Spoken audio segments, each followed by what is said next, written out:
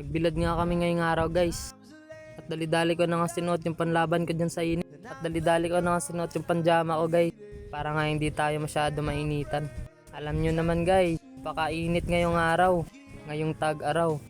Tapos sinuot ko na nga yung jacket ko dyan. Para hindi unfair, nasa pambaba lang. At para di rin tayo masyado umitim guys. At natapos ko na nga suotin guys, sinipir ko na nga pala ito. At tinaklob sa ulo ko.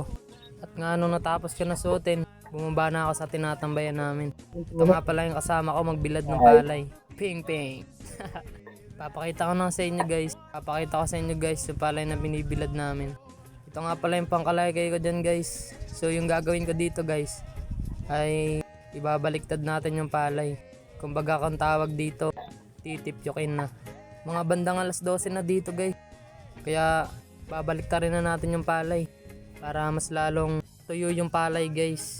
Kasi nga pag bagong gapas lang, medyo mabasa-basa pa siya. Ito nga guys, ipapakita ko sa inyo kung paano magbaliktad ng palay. Ang tawag dito guys sa amin, titipyokin. Ganyan yung pagtipyok guys. So una, hinawakan ko sa magkabilang dulo.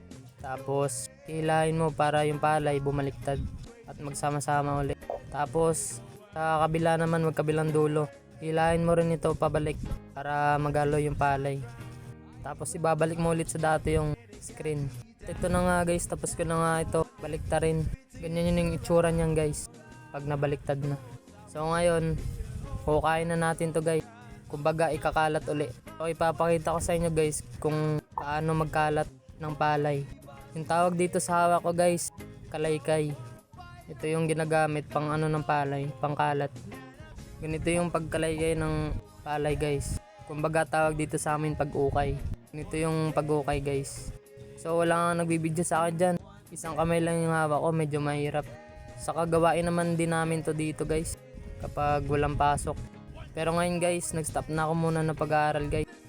Pero nakagraduate na ako guys ng grade 12. Magka-college na nga sana ako guys, kaso nga na-stroke si Papa nung March 3 ng 2023. So sa awa nga ng Diyos guys ay naka-recover na rin si Papa.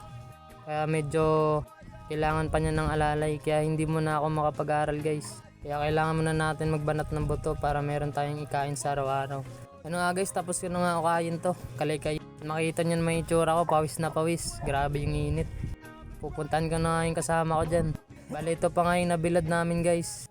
Ayun yung kasama ko guys. Naabutan ko pa nga siyang nagbabaliktad ng palay. So tutulungan ko siya dito guys. Bale yung kasama ko dito guys ay hindi na rin nag-aaral guys. Grade 6 nga lang yung natapos na kaibigan ko. Tapos uminto na siya. Siguro sa hirap na din ng buhay, nagbanat agad siya ng buto para meron siya makain sa araw-araw. So guys, ipapakita ko sa inyo kung paano magkalaykay dito yung kasama ko.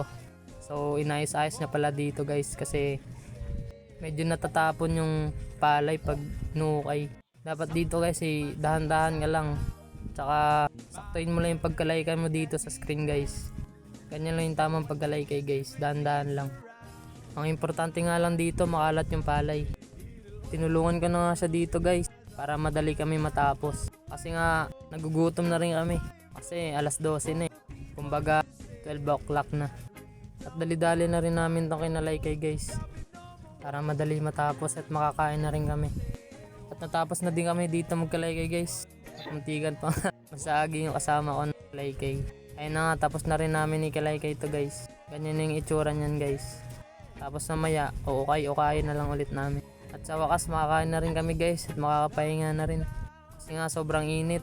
Tak-tak talaga yung pawis mo dito guys. Kasi ito pa nga yung kasama ko, parang hindi napapagod eh. Sanay na rin kasi yan guys sa trabaho. Pangay nung trabaho siya dati sa Lublacan. Uminom na nga ako dito ng tubig guys. Kasi inuha na nga ako, grabe yung init. Hirap dito pag high blood ka, kaso wala akong high blood eh. Pero sa lahi namin parang, kaya dapat iwas tayo sa mga kontra, di ba?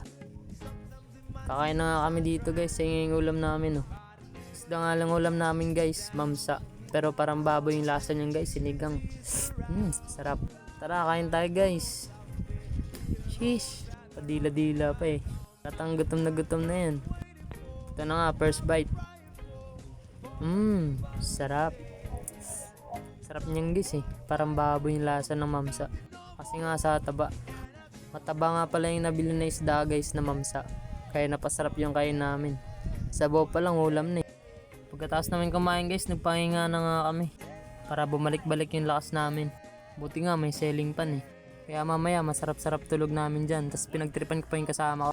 Makakatulog pa nga sana yung kasama ko dyan eh. Kaysa nga magalit, tumawa pa. Kaya dito guys, nakatulog-tulog na rin kami guys. Pero nakapag-video pa ako. Mga ilang oras lang tulog namin dito guys. Mga 1 oras lang. Tapos pagising ulit namin, kakalaykay na ulit kami.